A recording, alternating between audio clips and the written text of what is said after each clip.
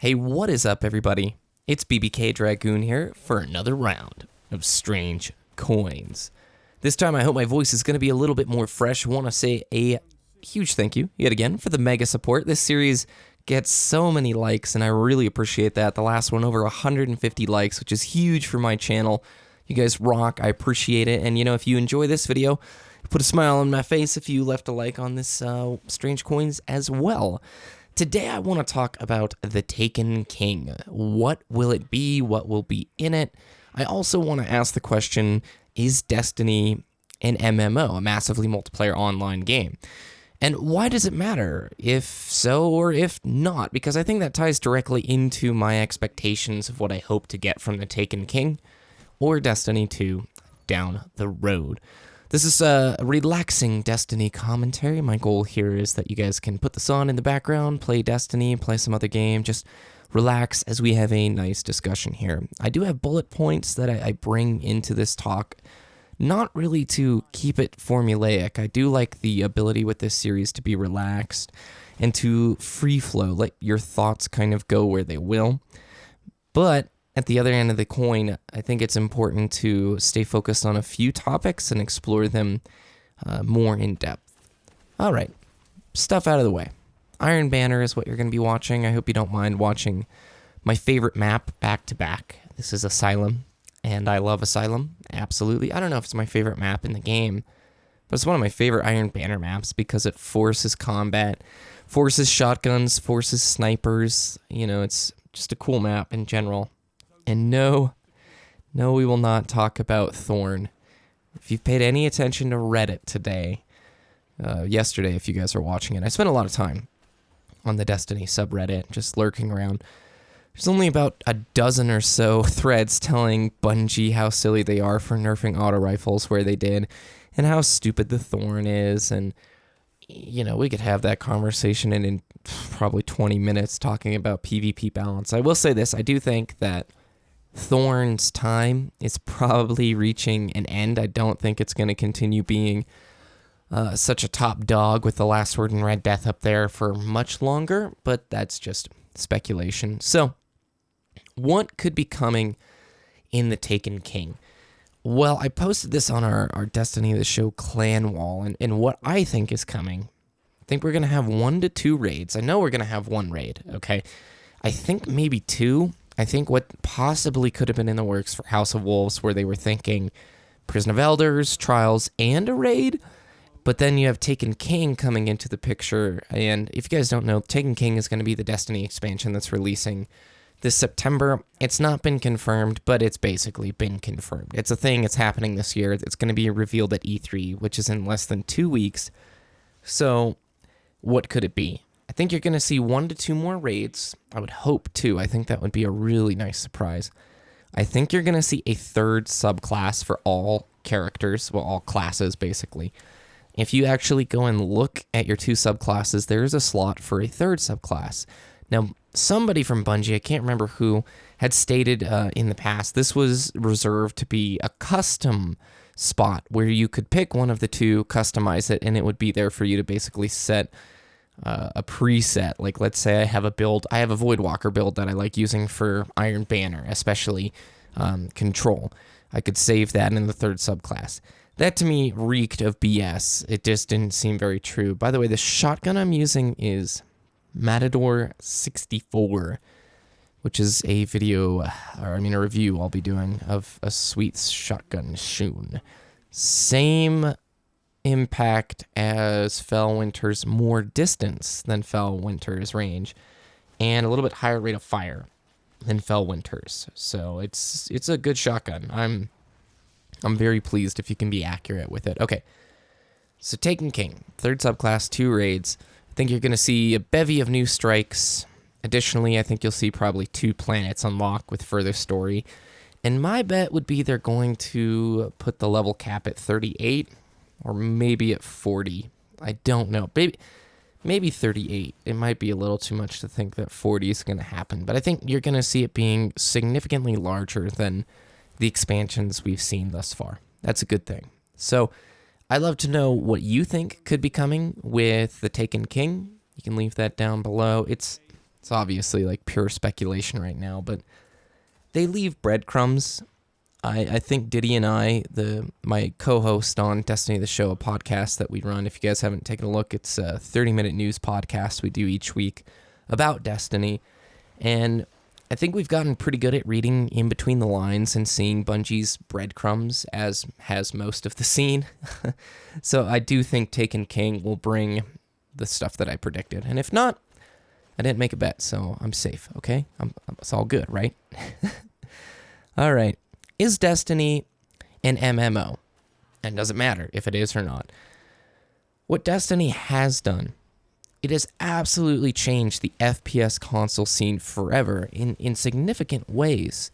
In large enough ways that I can guarantee you other companies are taking notice and will imitate. In the coming years, mark my words, you will see other companies imitating Destiny.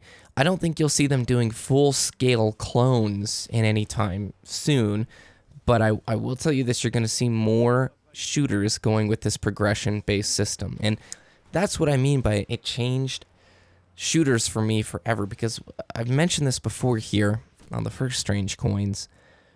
Everything you do in Destiny has a feeling of progress, even if you aren't earning new weapons or doing markably things that are pushing your character forward. There's a word that I was truly trying to think, like results-based. Anyway, you are constantly progressing your character. Whether you are doing PvE or PvP, there is this forever sense that you are bettering and getting stronger as a Guardian. And when I look at multiplayer-only shooters, a Team Fortress 2, I'm going to exclude CSGO because it's an esport, or Overwatch. Overwatch is a great example.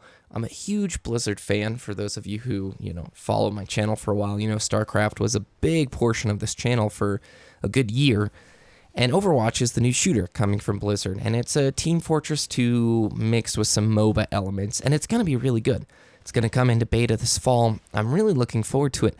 But it is multiplayer only as far as we're concerned. It's PvP only.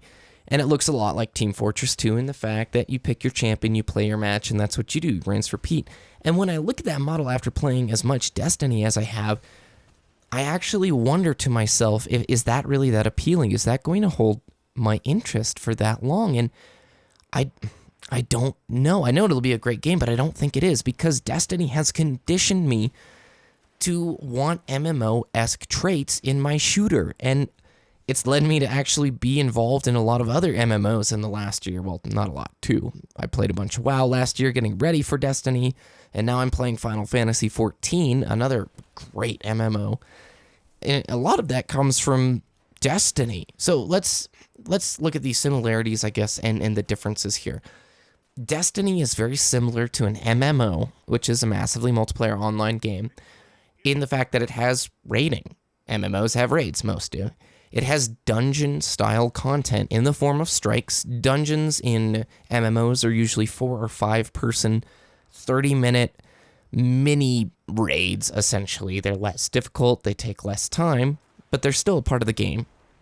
You have getting geared, which is a part of Destiny. You reach max level, and then your whole focus is getting higher level gear to raise your, basically, item level. Light level is the same as item level. If you guys are unfamiliar, WoW has an item level, Guild Wars 2 has an item level, Final Fantasy XIV has it. Basically, almost all MMOs have a gear grind. Most MMOs have a reputation grind, just like Destiny has faction reputations. Now, granted, the reward system is a little bit different between the two. You have a distinction between PvE and PvP. Now, where it's not like an MMO, it's lacking in a lot of social features that we rely upon with MMOs. Party finders, professions, trading, an auction house, a meaningful currency system. Most MMOs have some form of gold or... Oh, what did I just hit in Premiere? I don't know what I just hit, but it's popped out. Oh, I hit an unlock. Okay, we're cool. They have a currency system that matters. Glimmer is pretty dumb. Outside of upgrades, you don't really need it. I know you can use it to purchase Iron Banner gear, so it is there. It just doesn't have a whole lot of weight, and with the cap being as low as it stinking is, it doesn't have a whole lot of value. We don't have in-game clan support, and that's a huge part of MMOs. Guilds and clans are, well, mostly called guilds and MMOs, are a huge part. It's about a community. It's about playing with a lot of other people. But the other thing is, most other MMOs have a subscription fee. We don't have to deal with that in Destiny. We do deal with the expansions, but we don't have to deal with a subscription fee. Man, couldn't we talk about that for a while? I'd be okay with a subscription fee for Destiny if the developers aggressively added content to the point where it was worth a subscription fee. Now, granted, we are pretty spoiled in Destiny for the amount of patches we get without paying a subscription fee. I know we are basically forced into buying the DLC. That is your form of a subscription fee. But at the end of the day, it still comes out to be a lot cheaper than a $15 a month plan, because that's what you're looking at with WoW, and that's what you're looking at with many other MMOs, and that maybe like $8 to $15 a month range. So, is it an MMO? It has enough elements that I can compare it to an MMO, and I know some people get upset with this. I disagree when you say, hey, it's not an MMO, so don't compare it to an MMO, BBK. It has many similarities. So in some ways, I think it is viable to criticize Destiny for not having a lot of the social features that I would like: a party finder, professions, trading, for goodness sakes, an auction house, a meaningful currency system, in-game clan support. Those are things I would really want to see in this game that are from the MMO genre. Bringing it back all full circle here, as I got a little bit sidetracked there. I don't think it really matters if Destiny is an MMO or not. It has changed shooters forever. And so when I look at Overwatch, or when I look at Halo 5, I'm a huge Halo fan, and I am excited about Halo. But when I just look at a PvP system that solely exists for you to perform well in that system, rather than progressing your character, having this long arc of leveling up, getting gear, working towards more rewards, I just wonder how long the old model of shooter can survive. When I just think about me, personally me, I don't see myself enjoying it as much as Destiny. Destiny, to me, is very appealing in the sense that it has these MMO-esque elements, things that I really like. I like raiding, dungeon-style content. I like the feeling of progression consistently. No matter what activity you do, there's this feeling of, I like this. My character's getting stronger. And you're forming a bond with your character rather than, let's go play this multiplayer match. And we're going to do that each night for the next 6 months until we figure out when the next game's coming out. Maybe it's a bit of a ramble. So we do have a little bit of extra time here, because that's really all I have to say. I gave you what I thought was going to be in the Taken King. I mentioned the MMO stuff. Love to know your feedback there as well. Don't want to beat the dead horse, so let's talk about the Thorn. All right. Everybody is upset at Thorn, mainly Xbox users, because PlayStation 4 people are being quiet because they know how good the stinking Hawkmoon hand cannon is, and they don't want to chime off against hand cannons just yet. Thorn is an amazing PvP gun. Is it the best PvP gun in the game? No, I believe The Last Word, Red Death are both up there. And those are two separate guns. I should probably say The Last Word and Red Death are both up there as really good weapons. There are plenty of other good top-tier weapons, but I'm trying to give the most popular, powerful offenders, in my opinion. Thorn gets on people's nerves because it has a damage over time. I love my Thorn. I worked hard to get this Thorn. And do I think it is a negative impact on the game? Oh, see, that's a hard question. So let's roll the clock back. Pre-patch 111. If you looked at my channel, if you looked at my channel, all the PvP gameplays were using a Suros regime. If you're a new Destiny player, Suros regime was the best exotic auto rifle in the game and the best PvP weapon in the game, one of them. Basically the best PvP weapon in the game, pre-patch 111. And patch 111 came in February, if memory serves correct. So, Suros was great. Everybody used it. Bungie released stats showing that everybody was using it, and they didn't like that. So they wanted to see more weapon diversity. Suros got nerfed. Auto rifles received a 2% damage, nerf. But it affected different auto rifles differently based on the stats of the auto rifle. In essence, Suros received a 10% nerf. And since then, you really don't see the weapon. It's gone. It's completely nuked.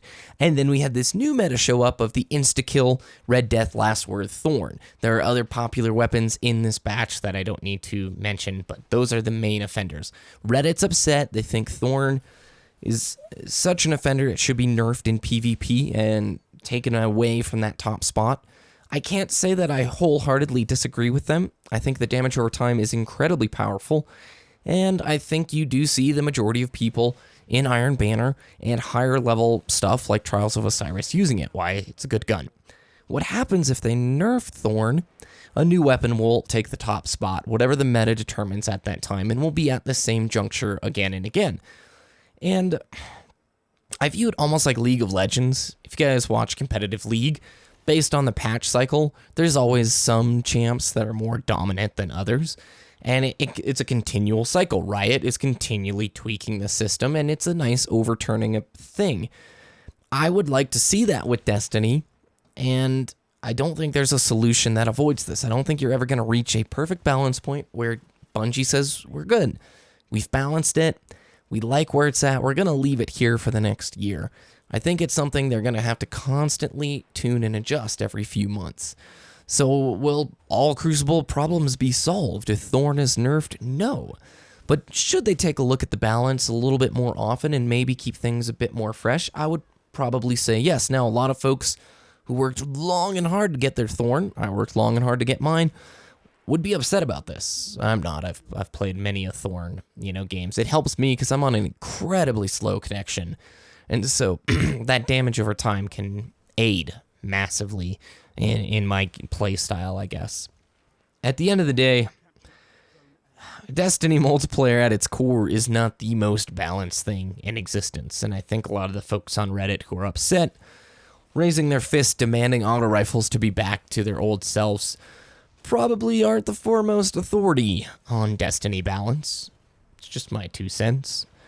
And as this game wraps up, I think that's all I really have to say. So we talked about a few things: Taken King, Destiny MMO, and Thorn balance. I hope you guys are enjoying your day. Good luck in the Trials of Osiris this weekend. Don't take it too seriously. If you're playing Iron Banner, don't take it too seriously, man. Have fun. At the core, that's the heart of Destiny, right?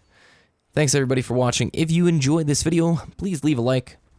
It leaves a better impression on the viewer. If you haven't yet, subscribe to the channel. Thanks everybody. Catch you later.